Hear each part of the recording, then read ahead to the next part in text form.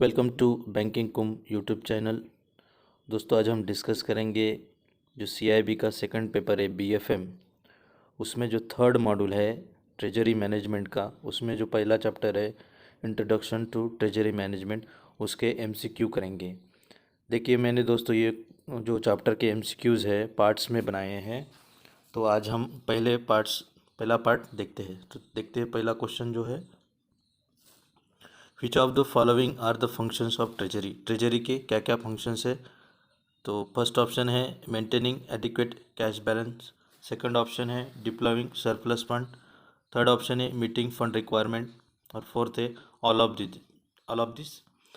देखो दोस्तों, क्या होता है कि जो ट्रेजरी मैनेजमेंट के जो फंक्शंस है उसमें कैश बैलेंस जो होता है वो भी मेंटेन करना पड़ता है। डिप्लॉइंग सरप्लस फंड, जो उसके पास एक्सेस में फ़ंड है वो कहीं ना कहीं इन्वेस्ट करना होता है, तो ये भी इसका ऑप्शन करेक्ट है। और मेंटेनिंग कैश शॉर्टफॉल, जो शॉर्टफॉल होता है कैश में, वो भी मेंटेन करना तो होता है, तो इसका जो ऑप्शन है डी। नेक्स्ट क्वेश्चन,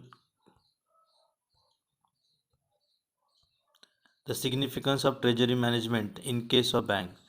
देखिए दोस्तों, ये क्वेश्चन क्या है कि जो ट्रेजरी मैनेजमेंट का महत्व क्या है इन केस ऑफ बैंक। देखो दोस्तों कि बैंक को जो है CRR SLR मेंटेन करना होता है। करंटली CRR जो होता है 4% है और SLR जो है 18% है। जो आपका ऑप्शन है to maintain CRR as per RBI guideline, बिल्कुल सही है कि बैंक को CRR मेंटेन करना पड़ता है, उसमें ट्रेजरी इसका हेल्प करती है। टू मीट SLR रिक्वायरमेंट, ये भी सही है, जब हमें SLR मेंटेन करते समय यदि कैश की ज़रूरत पड़ती है तो हम ट्रेजरी से लेते हैं। It is the function of liquidity management. दोस्तों, जब लिक्विडिटी क्रंच होता है तो ट्रेजरी से ही हम पैसा लेते हैं। तो ये तीनों जो है सिग्निफिकेंस है, तो answer is D. Next question करते हैं, treasury management was earlier classified as. इसका option A service centre, B fund management department, C investment centre, और डी कोर बिजनेस डिवीजन। जो है ट्रेजरी मैनेजमेंट को अर्लियर जो है service centre as a classified किया गया था, तो इसका आंसर है ए। नेक्स्ट क्वेश्चन देखते हैं, which of the following activities of A bank the treasury management is more relevant. Bank की कौन सी ऐसी एक्टिविटीज़ है जो ट्रेजरी मैनेजमेंट के रिलेटेड है या रिलेवेंट है? तो उसका ऑप्शन देखते हैं। Option A deposit function, B asset liability management, C both A and B, और आंसर नन ऑफ दी। देखो दोस्तों, ट्रेजरी में जो होता है, ट्रेजरी डायरेक्ट किसी कस्टमर से डिपॉजिट नहीं लेती है। तो जैसे बैंक लेती है, ट्रेजरी नहीं लेती है, तो ये जो गलत आंसर है। देखिए, बैंक में भी हम एसेट लायबिलिटी मैनेजमेंट करते हैं और ट्रेजरी भी जो है एसेट लायबिलिटी मैनेजमेंट का वर्क करती है, तो इसका जो है आंसर है B, asset liability management. Next question करते हैं दोस्तों, which of the following are integrated activities of treasury management. कौन सी एक्टिविटीज़ है ट्रेजरी मैनेजमेंट की, उसमें चार ऑप्शन देखते हैं। Option number A investment in securities, foreign exchange business, C both A and B, और डी नन ऑफ दिस। देखिए दोस्तों, इसमें क्या होता है कि जब हमारे पास जो फंड एक्सेस होता है तो हम इन्वेस्ट करते हैं सिक्योरिटीज़ में भी और फॉरेन एक्सचेंज बिजनेस में भी। तो इसके जो एक्टिविटीज़ है ट्रेजरी मैनेजमेंट की, investment in securities and foreign exchange business, ये दोनों हैं, तो इसका आंसर है सी। नेक्स्ट क्वेश्चन करते हैं, the treasury management operation mainly deals with A short term fund flows, B long term fund flows, C none of the above, और D all of the above. देखिए दोस्तों, जो ट्रेजरी मैनेजमेंट मोस्टली जो है short term funds में ही deal करती है।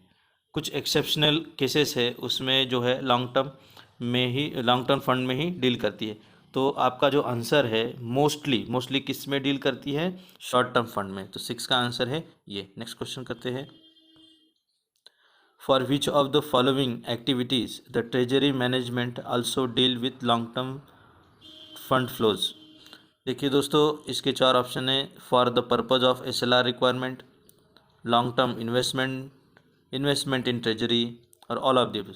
अभी हमने डिस्कस किया था कि ट्रेजरी जो है मोस्टली डील करती है शॉर्ट टर्म फंड फ्लो में, लेकिन एक्सेप्शन में लॉन्ग टर्म फंड फ्लो में जो है डील करती है। तो इसके एक्सेप्शन है ओनली एसएलआर, जब एसएलआर की रिक्वायरमेंट होती है लॉन्ग टर्म में, उसी केस में जो है ट्रेजरी मैनेजमेंट डील्स करती है लॉन्ग टर्म फंड फ्लो में। तो इसका आंसर है ए। नेक्स्ट क्वेश्चन करते हैं, what is integrated treasury management services. Integrated treasury management services क्या होता है?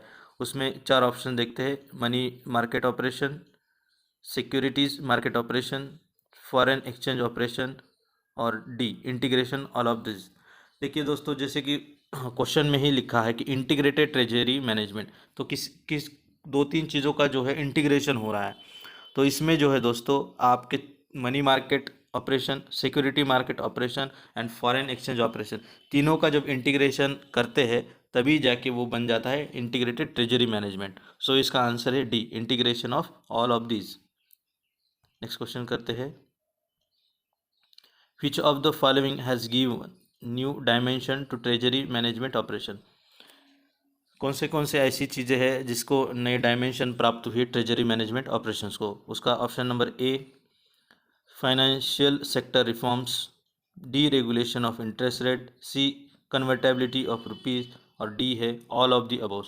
दोस्तों देखो, जब इंडिया में फाइनेंशियल रिफॉर्म्स हुए, उसके बाद डी रेगुलेशन हुआ इंटरेस्ट रेट का, उसके बाद रुपी का कन्वर्टेबिलिटी हुआ। रुपी कन्वर्टेबिलिटी मीन्स जैसे कि हम डॉलर रुपए टू डॉलर कन्वर्ट किए, इस लाइकवाइज जैसे कि interest D regulation of interest rate में क्या होता है कि इंटरेस्ट रेट जो है पहले जो है आरबीआई ही तय करती थी, चाहे डिपॉजिट्स के हो या इंटरेस्ट के। लेकिन डी रेगुलेशन को बैंक, जो भी बैंक है उसको आप खुद ही वो इंटरेस्ट रेट तय कर सकती है उसे। इन तीनों चीज़ें से, जैसे कि फाइनेंशियल इंडिया में रिफॉर्म्स हुए, डी रेगुलेशन हुआ इंटरेस्ट रेट का और कन्वर्टेबिलिटी ऑफ रुपी में हुआ, इसलिए जो है न्यू डायमेंशन प्राप्त हुई किसको? ट्रेजरी मैनेजमेंट को। सो इसका आंसर है D, all of this. Next question देखते हैं, which of the following foreign exchange operations have been useful in treasury management operation. कौन से ऐसे ऑपरेशंस है जो कि ट्रेजरी मैनेजमेंट को यूजफुल होती है? कौन से फॉरेन एक्सचेंज ऑपरेशंस? इसमें ए है arbitrage, B swap, C both A and B and D none of this. देखिए, फॉरेन एक्सचेंज में हम आर्बिट्रेज और स्वैप दोनों करते हैं, ये दोनों जो है ट्रेजरी मैनेजमेंट के लिए यूजफुल है। तो your answer is C. Next question करते हैं, which of the following are the sources of foreign currency fund for bank. देखिए, जो विदेशी करेंसी है किस किस माध्यम से बैंक को मिलती है, ये क्वेश्चन का अर्थ है। तो ऑप्शन नंबर ए देखते हैं, एनआरआई डिपॉजिट, जो एनआरआई डिपॉजिट्स करते हैं, B cash balance in EEFC accounts, C external commercial borrowing और डी ऑल ऑफ दिस। देखो, ये तीनों माध्यम से जो है पैसों का इनफ्लो होता है बैंक्स में फॉरेन करेंसी के माध्यम से। तो इसका आंसर है D, all of this. Next question, what are the recent important development in financial market in India which have facilitated treasury management operations। ऐसे इंडिया में कौन से रिसेंट डेवलपमेंट हुए उसका जो है ट्रेजरी मैनेजमेंट ऑपरेशन को जो है महत्व प्राप्त हुआ है।